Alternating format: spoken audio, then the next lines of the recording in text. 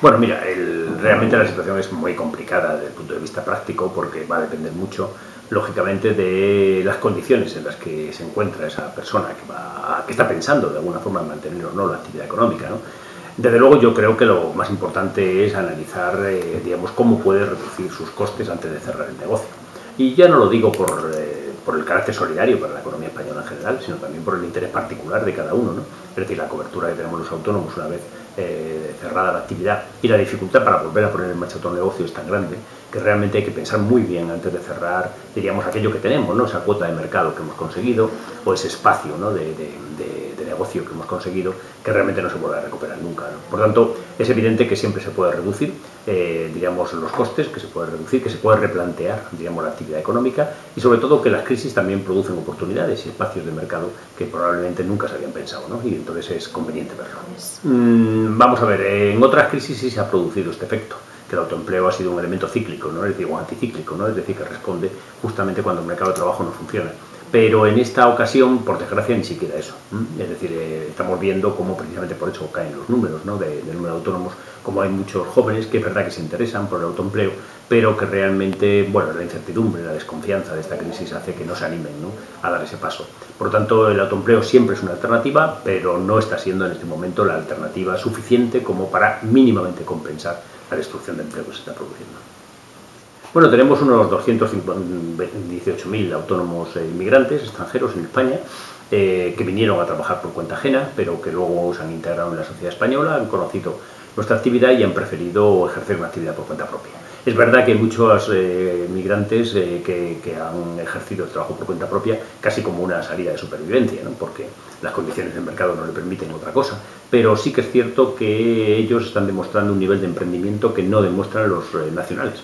Es decir, probablemente porque su propia capacidad emprendedora de haber dado el paso, ¿no? de venir a otro país a trabajar, pues hace que de alguna forma no renuncien fácilmente, ¿no? Entonces, en ese sentido, es el único colectivo que sigue mínimamente creciendo en relación con los demás. Por tanto, y sobre todo muy particularmente entre las mujeres inmigrantes jóvenes. Es decir, la formación gratuita o pública para autónomos es, por desgracia, muy pequeña, ¿no? El volumen es muy pequeño, pero sí es verdad que hay oportunidades, ¿no? de formarse. Yo creo que sí, que es fundamental. Tanto para el autónomo que está en este momento en activo, que necesita adaptarse, reciclarse para poder ejercer otras actividades o complementar sus conocimientos, como para aquel autónomo que por desgracia ha tenido que cerrar, pero que sigue pensando que la actividad por cuenta propia es una actividad posible, ¿no? Se necesita mucho más aún la formación para cubrir ese espacio de vacío de la actividad económica, ¿no? Por tanto, sí, la formación es un elemento básico y el autónomo debe de buscar la formación y el Estado tiene que ofrecer formación a los autónomos. Porcentualmente sí, pero en valores absolutos muy poco. Es decir, seguimos estando en un tercio de los autónomos son mujeres y por tanto estamos todavía por debajo del mercado de trabajo y mercado laboral ordinario.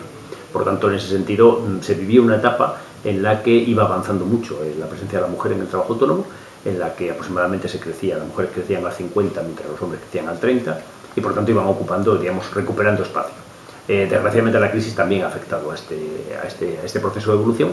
Sigue siendo todavía un poco más mayor el número de mujeres que comienzan que el número de hombres, pero también es verdad que estamos viendo que se producen ciertos abandonos, ¿no? por parte de mujeres que comenzaron actividades. Por lo tanto, en ese sentido, la evolución es favorable para la mujer, pero no todo lo favorable como para que realmente equilibre su presencia con respecto a los hombres en el trabajo autónomo. Bueno, la reforma laboral tuvo alguna medida que vinculado al trabajo autónomo que era positiva. Por ejemplo, se incorporó a la reforma laboral la posibilidad de capitalizar el desempleo para los jóvenes hasta el 100%, que lo veníamos pidiendo hace tiempo, y también se adaptó una medida muy interesante que era la de la bonificación de la cuota de seguridad social para los autónomos colaboradores, es decir, para los familiares, mujer o hombre, de los autónomos para que puedan ejercer su actividad. Por tanto, hay alguna medida incorporada a la reforma que es importante. Pero la reforma como tal, en su conjunto, no afecta al colectivo de trabajadores autónomos. Se habla mucho del contrato de emprendedores, pero el contrato de emprendedores no deja de ser un contrato laboral de una empresa con un tercero. Es decir, no es un contrato para emprendedores, para emprender, sino para contratar. En ese sentido, realmente la reforma laboral no ha afectado de manera importante, excepto esas dos medidas concretas que sí que son interesantes y que se incorporaron a esa ley.